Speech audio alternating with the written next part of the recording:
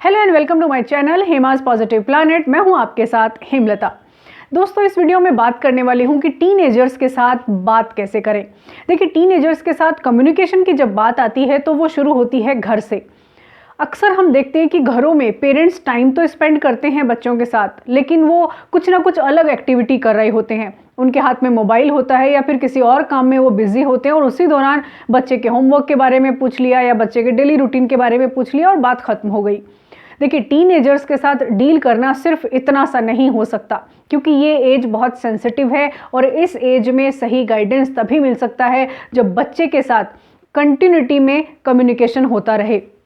इसके लिए शुरुआत यहाँ से हो सकती है कि सबसे पहले आपको टाइम स्पेंड करना शुरू करना पड़ेगा। क्वालिटी टाइम स्पेंड करें बच्चे के साथ। बच्चा जो भी एक्टिविटी कर रहा है, वो चाहे वो कोई अपने स्कूल की, अपने जो अर्ली जो कॉलेज उसने शुरू किया है उसकी कोई एक्टिविटी आपसे शेयर कर रहा है, या फिर उसकी स्टडी से रिलेटेड कोई बात हो सकती है, दोस्तों से रिलेटेड कोई बात हो सकती है, तो बात करना शुरू करें।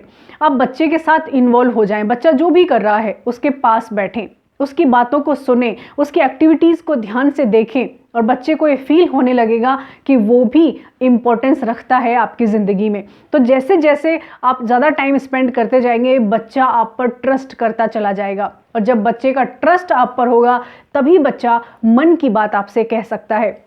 और जब मन की बात कहना शुरू करेगा तभी वो कॉन्फ्लिक्ट की सिचुएशन ख़त्म होगी। जब तक आप मन में नहीं झांकेंगे बच्चे के, तब तक बच्चे के बिहेवियर को समझना मुश्किल होगा। तो कम्युनिकेशन के लिए आपको थोड़ा टाइम स्पेंड करना होगा, उसकी एक्टिविटीज़ को, उसकी एक एक बात को आपको समझना होगा। अब आता है कि कम्युनिकेशन कैसे करें।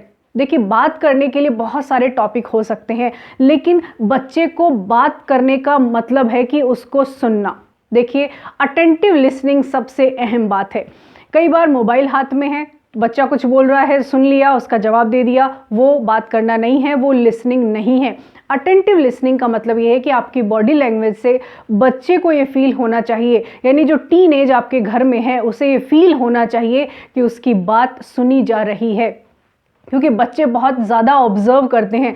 बच्चों को जो सिखाया जाता है वो नहीं सीखते हैं, आसपास जो कुछ भी हो रहा है वो बच्चे सीखते हैं। तो कम्युनिकेशन के दौरान ये सबसे अहम बात है कि बच्चे को अटेंटिव लिसनिंग के मोड पर रखें, क्योंकि अगर आप ध्यान से नहीं सुनेंगे तो बच्चा धीरे धीरे आपसे दूरी बनाने लगेगा, वो बातें आपसे छिपाने लगेगा और एक टाइम ऐसा आएगा कि वो बहुत सारी चीज़ें आपसे छिपा लेगा। तो बच्चे के लिए आप सबसे स्पेशल टाइम रखें कि ये क्वालिटी टाइम जो है वो आपके बच्चे का है। अब बात आती है अलग अलग टॉपिक्स पर बात कैसे करें। देखिए, बच्चे अपनी क्रिटिक चॉइस होती है, उनकी ओपिनियन बहुत डिफरेंट होती है, क्योंकि बच्चों की जो नॉलेज है वो बहुत कम होती है, लेकिन जैसे जैसे इन्फॉर्मेशन उनके पास आती चली जाती है उनको लगता है कि वही सही है। तो उनकी ओपिनियन को सुनना ज़रूरी है। वैसे भी अगर उनके ओपिनियन को नहीं सुनेंगे तो बच्चा आपसे अपने मन की बात नहीं करेगा। तो अगर वो कोई अलग राय रख रहा है या अलग उसकी कोई बात है तो उसको क्रिटिसाइज ना करें, उसको सुने और समझें। और दूसरा आता है कि जब इस तरह की कोई राय बच्चे देते हैं या अपनी क्रिटिक जो बातें हैं वो अगर पेरेंट्स के साथ करते हैं तो बच्चे के कैरेक्टर पे सवाल उठने लग जाते हैं। या बच्चा अगर कहीं सोसाइटी में है या पार्क में है या कहीं ऐसे पब्लिक प्लेस पर है या रिलेटिव्स के बीच में है, तो बच्चा अपनी अगर अलग राय कुछ रखता है तो टीनेजर के कैरेक्टर पे लोग सवाल उठाने लगते हैं कि ये तो अलग कैरेक्टर का बंदा है या अलग कैरेक्टर है इसका, या इसकी सोच गलत है, इसका व्यवहार गलत है। तो इस तरह की जो सोच है वो गलत दिशा में टीनेजर्स को ले जाती है। तो इस तरह से ना करें, क्योंकि वो एक बहुत सेंसिटिव एज में है, उनकी समझ जो है वो बहुत सीमित है। उस सीमित समझ के अनुसार बच्चा जो भी रिएक्ट कर रहा है, जो भी अपनी वो राय रख रहा है, उसको भी सुना जाना ज़रूरी है। अब बात आती है कम्युनिकेशन में एक और अहम बात कि आसपास के जो लोग हैं, जिस घर में टीन रह रहा है, यानी जिस घर में टीनेजर बच्चे हैं, उस घर के लोग आपस में कैसे बात करते हैं।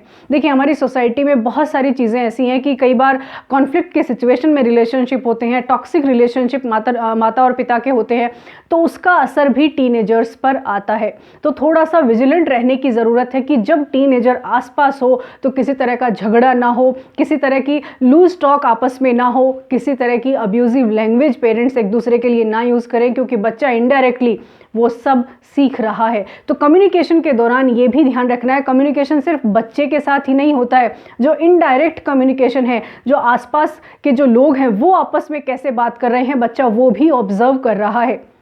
और टीन एज में तो बच्चे बहुत जल्दी हर चीज़ को अडॉप्ट कर लेते हैं, तो कम्युनिकेशन के दौरान ये भी ध्यान रखने की ज़रूरत है। दूसरा अब बात आती है कि कुछ ऐसे सेंसिटिव मुद्दे हैं जिन पर बच्चों से अक्सर घरों में बात नहीं होती।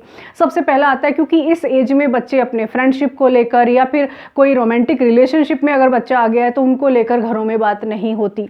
देखिए, फ्रेंडशिप और रिलेशनशिप ये बहुत आम बात है इस दौर में, इस उम्र के दौर में। ये बायोलॉजिकल और साइकोलॉजिकल चेंज का रिजल्ट है।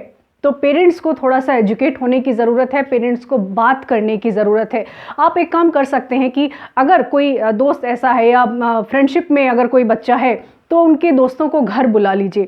घर बुलाने से बच्चे को एक फ्रेंडली एनवायरनमेंट मिलेगा और आप भी बच्चे के जो फ्रेंड्स हैं उनको जान पाएंगे, उनकी एक्टिविटीज़ को जान पाएंगे, उनको मॉनिटर भी कर पाएंगे कि वो किस तरह की हरकतें करते हैं, उनका व्यवहार कैसा है, कहीं वो कोई बैड हैबिट्स में तो नहीं है। तो एक अच्छा तरीका हो सकता है बच्चे की लाइफ में इन्वॉल्व होने का, उससे बच्चे में ट्रस्ट बढ़ेगा। कम्युनिकेशन का एक बहुत अच्छा तरीका है, आप बच्चे के जो दोस्त हैं, जो फ्रेंड्स हैं, उनसे भी बातचीत करें। घर में एक पार्टी ऑर्गेनाइज कर लें या घर में उन्हें छोटी एक्टिविटी के लिए आप घर में बुला सकते हैं। तो उससे बच्चे को लगेगा कि मेरे पेरेंट्स मुझ पर ट्रस्ट करते हैं, वो चीज़ें छिपाना बंद करेगा। तो चाहे वो लड़की हो चाहे लड़का हो, अगर थोड़ा सा स्पेस देंगे पेरेंट्स अपने बच्चों को तो जाहिर सी बात है बच्चे ट्रस्ट करना शुरू करेंगे। अब बात आती है, हमारे यहाँ पर बहुत सारे कानून बने हुए हैं बच्चों के प्रोटेक्शन को लेकर, लेकिन बच्चों को जानकारी नहीं होती और जानकारी नहीं होने की वजह से कई बार बच्चे जो हैं वो अनसेफ सिचुएशंस में आ जाते हैं, उनके साथ बहुत सारी जो बैड हैबिट्स वाली जो चीज़ें हैं वो हो जाती हैं, या फिर कई बार वो खुद इस तरह की घटनाओं के शिकार हो जाते हैं। तो सभी पेरेंट्स से और जो भी रिलेटिव्स हैं या जो भी सोसाइटी के लोग हैं उनसे भी मेरा ये कहना है कि जो कानून बच्चों के लिए बने हुए हैं उन कानूनों पर बच्चों के साथ चर्चा करें। इनडायरेक्टली बच्चों को वो सारी चीज़ें सिखाएं ताकि वो खुद भी अपने आप को प्रोटेक्ट कर सकें, क्योंकि कम्युनिकेशन के दौरान बाकी सारी चीज़ें तो होती हैं, हम बच्चा कैसी आदतें हैं उसकी, बच्चा पढ़ नहीं रहा है, बच्चा होमवर्क नहीं कर रहा है, बच्चे में जो जो चेंजेस आ रहे हैं उन पर तो बातें होती हैं, लेकिन बच्चे की अवेयरनेस बढ़ाने के लिए, उसकी लीगल अवेयरनेस बढ़ाने के लिए कम्युनिकेशन नहीं होता है। तो लीगल अवेयरनेस बच्चे की बढ़ाई जाए, इसके लिए भी पेरेंट्स शुरुआत कर सकते हैं। बच्चे को जो भी कानूनों से जुड़ी हुई जो भी अहम जानकारियां हैं वो बच्चे को दें ताकि बच्चा अपनी भी हेल्प कर सके और अपनी एज ग्रुप के जो दूसरे जो लोग हैं, टीनेजर्स जो हैं, उनको भी वो जानकारी वो आगे कन्वे कर सकता है, तो उनको भी वो हेल्प कर सकता है। तो लीगल अवेयरनेस को लेकर पेरेंट्स को पहल करने की ज़रूरत है ताकि बच्चों को प्रोटेक्ट किया जाए, क्योंकि हमारी सोसाइटी में सेक्सुअल ऑफेंसेस जो है वो बहुत ज़्यादा देखने को मिल रहे हैं। तो बच्चों को प्रोटेक्ट करने के लिए पेरेंट्स को ही आगे आना होगा ताकि सारी जो चीज़ें हैं, लीगल अवेयरनेस की जो चीज़ें हैं वो बच्चों को वो बता सकें। अब बात आती है सेक्सुअलिटी को लेकर। हमारे यहाँ ना तो एजुकेशन सिस्टम में इस तरह का कोई सिस्टम बना हुआ है कि बच्चे एजुकेट हों, तो धीरे धीरे पेरेंट्स को कहीं ना कहीं डायरेक्ट इनडायरेक्ट तरीके से इन सारे विषयों पर बात करने की पहल करनी चाहिए। ये विषय बहुत ज़्यादा संवेदनशील है, इसलिए पूरी मर्यादा रखते हुए बात करें ताकि बच्चा किसी भी तरह से मिसगाइड ना हो, किसी बैड हैबिट में बच्चा ना जाए। बात करना बेहद ज़रूरी है, बात नहीं करने से चीज़ें बिगड़ सकती हैं, बात नहीं करने से बच्चा कई बार डिप्रेसिव डिसऑर्डर में जा सकता है, या फिर अगर उसने कुछ ऐसी चीज़ें सीख ली हैं तो बच्चा क्राइम की कंडीशंस में भी चला जाता है। जैसा कि हम देखते हैं अग्रेसिव बिहेवियर की जो चीज़ें हैं वो इसी एज ग्रुप में 13 से 19 साल के एज ग्रुप में ज़्यादा देखने को मिलती हैं। तो बात करना ज़रूरी है। एक बहुत संवेदनशील जो पॉइंट आता है वो ये कि कई बार सिंगल पेरेंट जो हैं उनके सामने चैलेंज आता है कि वो बात कैसे करें। देखिए, सिंगल पेरेंट की दोहरी जिम्मेदारी हो जाती है, माता और पिता दोनों की जिम्मेदारी उन्हें निभानी होती है। तो ऐसे में ज़्यादा क्वालिटी टाइम देने की ज़रूरत है। बहुत सारी चीज़ें ऐसी हैं जो सिंगल पेरेंट भी सेम जैसे बाकी पेरेंट्स करते हैं वैसे वो कर सकते हैं, उनके साथ बात करें। कई बार सोसाइटी से कंपैरिजन बच्चे करते हैं कि बाकी सबके माता पिता हैं तो मेरी माँ साथ में क्यों नहीं है या मेरे पिता साथ में क्यों नहीं है। तो जो सिंगल पेरेंट हैं उनकी जिम्मेदारी बनती है उन स्थितियों से अवगत कराना, उन स्थितियों पर बात करना ताकि बच्चे मैच्योरिटी से चीज़ों को हैंडल कर सकें। कई बार सोसाइटी की तरफ से बहुत सारे सवाल बच्चे के सामने आते हैं बच्चे को जानकारी नहीं होती है या बच्चा अलग तरह से रिएक्ट करता है, तो बच्चा ना तो घर पर जो सिंगल पेरेंट है उनसे भी वो शेयर नहीं कर पाता है और मन ही मन में वो कहीं ना कहीं घुटने लगता है या मन ही मन में उसके विचारों का जो संघर्ष है वो बढ़ जाता है। और ऐसी स्थिति में कई बार बच्चा डिप्रेसिव डिसऑर्डर में चला जाता है, एंग्जाइटी की सिचुएशन में आ जाता है और कई बार मेंटल हेल्थ इश्यूज़ भी देखने को मिलते हैं और फिर मेडिकल हेल्प लेनी पड़ती है। और कई बार तो इतनी सिचुएशन टफ हो जाती है कि जो सुसाइडल सिचुएशन है वो भी हम देखते हैं, खासकर टीनेजर्स में। तो पेरेंट्स को अवेयर होने की ज़रूरत है, चाहे वो सिंगल पेरेंट हैं चाहे वो दोनों पेरेंट्स साथ में रह रहे हैं। बच्चों के साथ कम्युनिकेशन बेहद ज़रूरी है, चाहे जैसी सिचुएशन है। देखिए, टीन एज वो एज है जिसमें एक सही तरीके से अगर बात करेंगे तो बच्चे समझेंगे, लेकिन अगर आप फोर्सफुली कुछ भी उन्हें समझाएंगे तो फोर्सफुली उनको ना ही समझाया जा सकता है, ना ही उन्हें गाइड किया जा सकता है। बच्चे रिटेलिएट करते हैं और जैसे ही उनका जो रिटेलिएशन है वो अग्रेसिव होता है तो वो अनकंट्रोल्ड सिचुएशन में होता है। तो ऐसा ना हो, और कई बार रिटेलिएशन जो आता है उसको भी पॉजिटिव लेने की ज़रूरत है। जैसे बच्चे ने गुस्सा किया, अगर वो गुस्सा एक लिमिट में है तो उसे सुना जा सकता है, समझा जा सकता है, लेकिन अनकंट्रोल्ड है अगर गुस्सा, तो फिर उसे मॉनिटर करने की भी ज़रूरत है। और ये सब संभव है कम्युनिकेशन से।